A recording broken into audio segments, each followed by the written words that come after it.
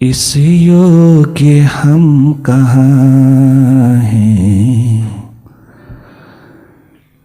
प्रभुवर तो मेरी छाई। इस योग्य हम कहाँ हैं, गुरुवर तो मेरी छाई। इस योग्य हम कहाँ हैं, गुरुवर तो मेरी छाई। इस योग्य हम कहाँ हैं, गुरुवर तो मेरी छाई। इस योग्य हम कहाँ हैं, गुरुवर तो मेरी छाई। फिर भी मना रहे हैं, फिर भी मना रहे हैं, शायद तो मान जाए। इस योग्य हम कहाँ हैं, गुरुवर तो मेरी छाई। इस योग्य हम कहाँ हैं, गुरुवर तो मेरी छाई।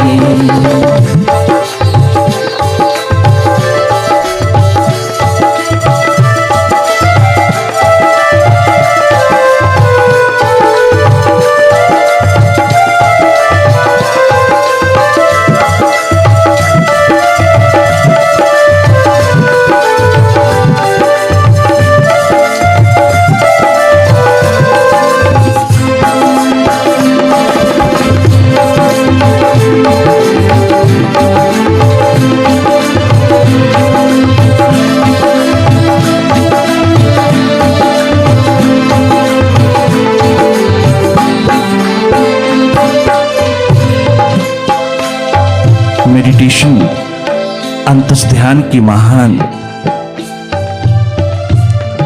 वरदानमय जिंदगी को उपलब्ध करने के लिए जागी जागी जिंदगी को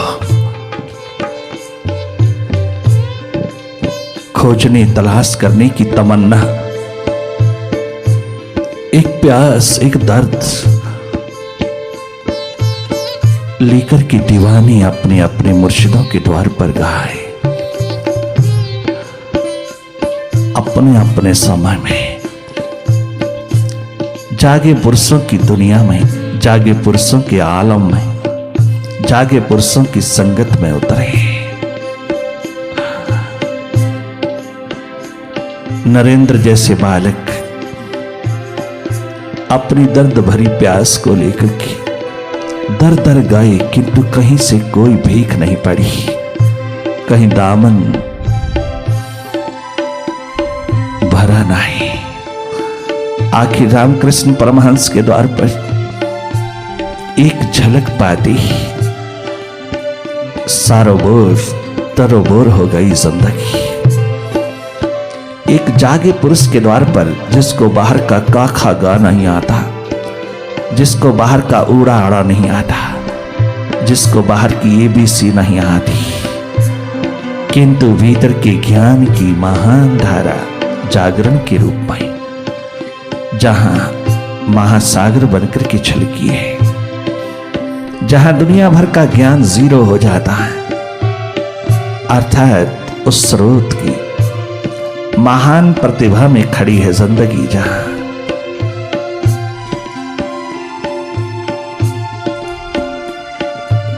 उस आत्म स्वरूप तत्वज्ञ पुरुष के द्वार पर पहुंचते ही नरेंद्र ऐसे रूपांतरित हुआ है कि स्वामी विवेकानंद हो गए। यही प्यास, यही दर्द, यही पीड़ा लेकर के गए उसके द्वार पर। मेडिटेशन की एक तमन्ना लेकर के गए, अंतस ध्यान की संपदा को उपलब्ध करने गए। अपनी खोज, अपनी तलाश, अपने को जानने की एक प्यास लेकर के उसके द्वार पर क्या गए कि प्राणों में उतर गए। उस महान स्पिरिचुअल मास्टर के द्वार पर छलकती हुई महान विराट अस्तित्व की धारा में क्या डूबे कि पल पल उसी में रहने की प्यास जुटी है, पल पल उसी में डूब जाने की एकमात्र तमन्ना है। अब बाहर का होश नहीं चाहिए, ये भीतर का ही एकमात्र भीतर का प्यास को परमात्मा बना देना, प्यास को प्राणों में उतार करके परमात्मा को प्रकट कर देना। ये तभी होगा जब तू उसके बिना रह ना पाए, जब तू उसके बिना जी ना पाए, जब तू उसके बिना एक पल भी सांस ना ले पाए। ये त्वरा अंतस की गहन अवस्था की तुझे जब छूती है तो मुर्शिद का दीदार होता है। तो भीतर के जागे पुरुष तत्व के पुरुष का मिलन होता है। देख लेना जीवन के उन शिखरों में जहां सिद्धार्थ खड़ा है, वर्धमान खड़ा है, शंकराचार्य शंकर खड़ा है। देख लेना उन शिखरों पर जहां महाप्रभु चैतन्य स्वरूप खिला है। देख लेना नानक कबीर रैदास गोरा बादल पीपर सागर धन्ना दरिया नामा एक नाथ तुकाराम के शिखरों को देखना, प्यास के शिखरों को जहां उसके सिवा कुछ नहीं चाहिए, जहां दाएं बाएं की बात होती ही नहीं, जहां कोई चर्चा होती ही नहीं। उस प्यास के आलम को देखना जहां उसके सिवा और कुछ नहीं, कुछ नहीं भाता। उस प्यास में डूबी हुई जिंदगी जब मुर्शिद के द्वार पर जाती, जब उन जागे पुरुषों के द्वार पर जाती, जब वो करुणाजनक दयावान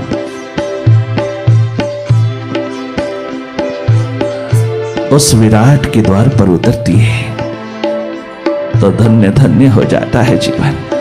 और जब वह पहचान में आता है कि तू ही है मेरा कल्याणकारी, तू ही है मेरा मालिक, मेरा मुर्शिद, तो फिर नचिकेता श्वेतकेत, तो फिर नारायण, प्रोफेसर तीर्थराम, तो फिर शंकर मूल शंकर, तो फिर नानक गोविंद की तरह छलक उठना। फिर पकड़ क्यों रह रही है, फिर क्यों पीछे बंधन रह रहा है, फिर क्यों किसी प्रकार का भी आसक्त जीवन जिया जा रहा है, फिर क्यों? इसका मतलब नहीं आया समझ में, नहीं आई पहचान। बिल्कुल गलत पढ़ी पढ़ाई बात है, लिखी लिखाई बात बोली जा रही है, पढ़ी पढ़ाई बोली जा रही है, अनुभव में नहीं उतरी, अनुभव नहीं हुआ, केवल शाब्दिक बात है।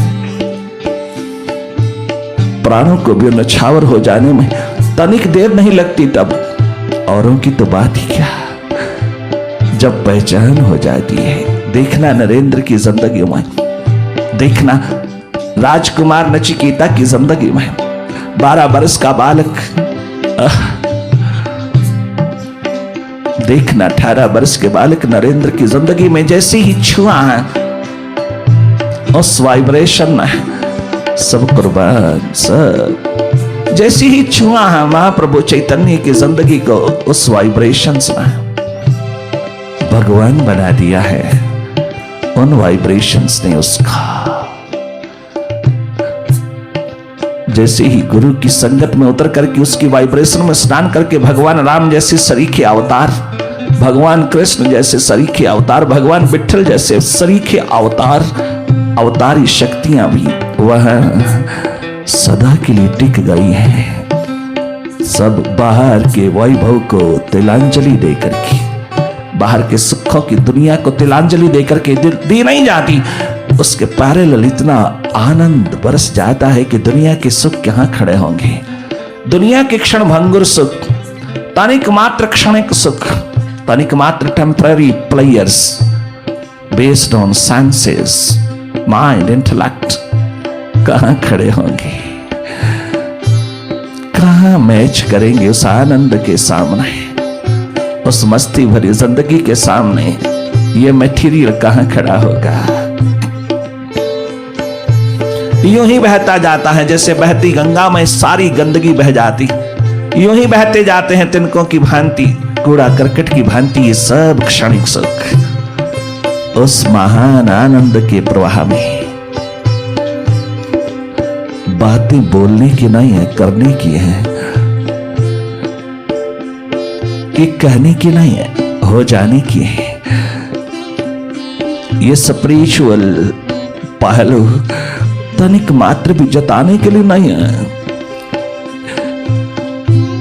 ये चालबाजी का सब्जेक्ट नहीं है, तनिक मात्र भी चापलूसी का सब्जेक्ट नहीं है। यूं तुम नहीं रिझा सकोगे प्रभु को, यूं तुम नहीं रिझा सकोगे मुर्शिद को।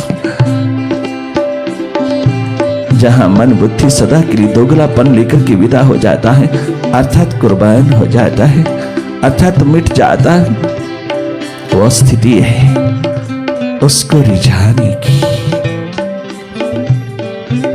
मेडिटेशन की महान संपदा अंतस ध्यान, अंतस जागरण की, जागृति की, जानने की एकमात्र महान समृद्धि भरी जिंदगी, ये महान समृद्ध अवस्था, ये टोटलिटी, ये टोटल लाइफ, बाहर भीतर के जागरण में समाहित महान शिखर बिना मुर्शिद के नहीं मिलता, बिना सदगुरु की करुणा से नहीं मिलता, बिना उसकी संगत से नहीं मिलता, बिना उसके हृदय को भा जाने के नहीं मिलता। ये ग्रेस जिन पे बरसी है उन्होंने खूब बांटी है, खूब बांटी है, बेची नहीं है, खूब बांटी है, बांटी है, इतनी बांटी है कि लाखों दिए जलाते चले गए हैं वहां, परंतु पीछे मुड़कर के नहीं देखा। यूं ही अपनी ज्योतिर्मय जीवन की आभा में चलते चले गए, उन्होंने दाएं बाएं नहीं देखा। वो बढ़ते कदम एक दिन अपनी मंजिल पे पहुंच करके इस धरती को भी सदवा करते चले गए, इस आकाश को भी संगीतमय बनाते चले गए, तमाम चांद सितारों की चमक को चार चांद लगाते चले गए। वो इस संस्कृति के आलम को सदा सदा की दीपावली बनाते चले गए। धन्य धन्य है वो जीवन जिनको प्यास प्रभु प्रेम की लगन प्यास ने पकड़ा है, जिसको प्रेम पाती उतरी है, जिसको जीवन जीने की कला का एक वरदान उतरा है, जिसको स्वयं प्रभु ने पुकारा है, स्वयं प्रीतम ने पुकारा। उसकी पुकार के बिना ये प्यास उतरते नहीं। उसने चुना है, उसने तुझे देख लिया, उसने अपनी नजरों में तुझको रख लिया है, उसने तुझको चुना है। जब तक वो चुनाव ना करे तब तक ये प्यास उतरते नहीं, और जब प्यास उतरती है तो इंसान कभी उसकी अवगमना नहीं करता। उस प्यास के प्रति पूरी रिस्पेक्ट, इज्जत, सम्मान, मान अपनी जान कुर्बान करके भी करता है, अपने आप को पूर्ण समर्पित करके उस प्यास को प्राणों में उतारने की हर तलब को, हर तमन्ना को निरंतर पिरोता चला जाता है। पल पल यही एक ख्याल रहता है, वो कैसे रीझे।